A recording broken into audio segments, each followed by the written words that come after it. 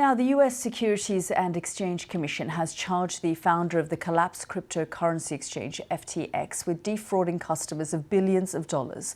It comes a day after Sam Bankman-Fried was arrested in the Bahamas, where he's based. The SEC alleges he misused funds belonging to its trading customers. The exchange filed for bankruptcy protection last month. Well, let's go straight to our Joe Tidy. And Joe, we don't know what the specific allegations are at this stage. Well, the SEC has just filed their charges against Sam Bankman-Fried. So we have had that laid out in the last half an hour or so.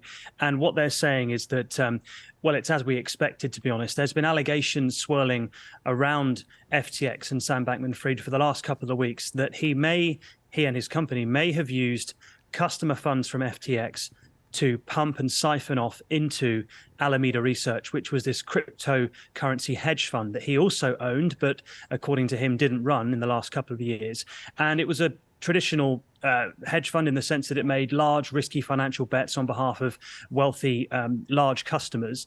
But it looks like it was being funded and being powered by the customer funds of FTX. So, for example, if I'd have paid £100 to buy £100 worth of Bitcoin, I would have a wallet, an FTX cryptocurrency wallet. And in that wallet, I'd like to think that there was my £100 worth of Bitcoin. What is being alleged now and what is being charged for doing is using my money to make risky bets through Alameda Research. And the FCC say, they put it like this: Sam Bankman-Fried built a house of cards on a foundation of deception while telling investors that it was one of the safest buildings in crypto.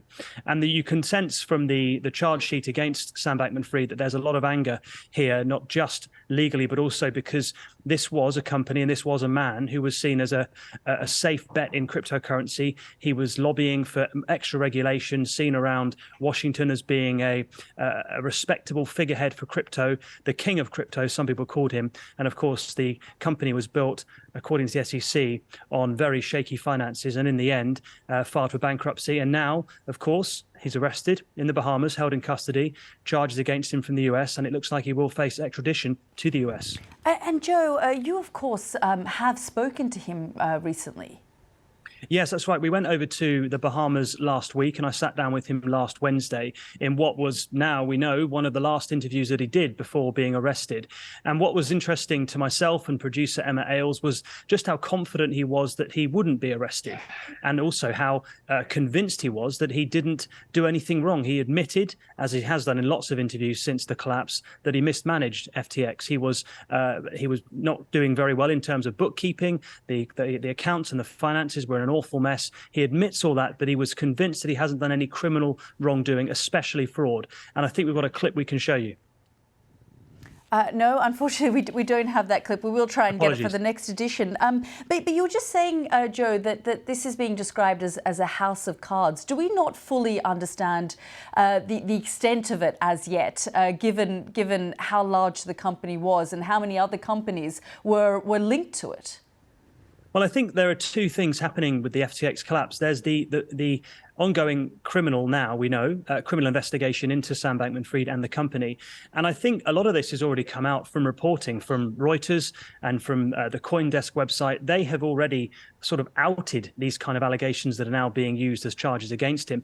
But the more complicated side of this is the bankruptcy hearings, which are taking place in the US and in the Bahamas, because there is a giant hole missing. There is I think it was 8 billion is the last number that I've seen floated around, that could be the shortfall of funds for customers. There are about 1 million people in the world who can't get access into their FTX wallets. They are missing their savings in cryptocurrency. That could be, in some cases, millions of dollars worth of cryptocurrency. In most cases, it could be a few thousand or a few hundred. But all these people, since the bankruptcy, cannot get their money out.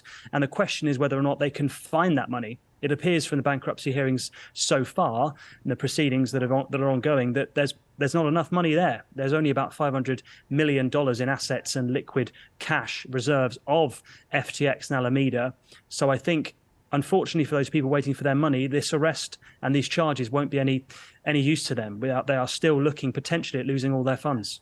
Extraordinary. And of course, there are lots of investigations sort of running concurrently at the moment. Yeah, that's right. You've got the Securities Commission of the Bahamas, which were running their own investigation into activities in FTX and into Sam Bankman-Fried.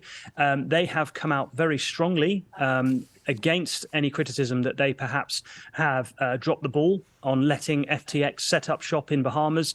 There is undoubtedly a more loose a licensing arrangement for cryptocurrency companies in the Bahamas. That is one of the reasons why FTX made its headquarters there and was planning to expand and build a Silicon Valley of crypto there.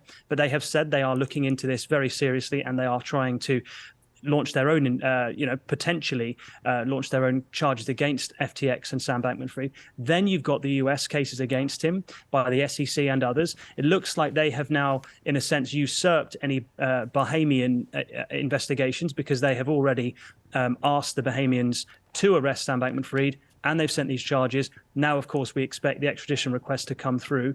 But as I say, you've got all of this going on at the same time as a very lengthy and complicated bankruptcy hearing. Bear in mind, of course, FTX and Alameda Research were estimated to be worth about $32 billion. More than 100 different companies and entities are part of this giant interconnected web of companies and organizations that are said to be part of the Sam Bankman-Fried fiefdom. Joe, thank you so much for all of that. And we will try and bring that clip that you were talking about as soon as possible to our viewers.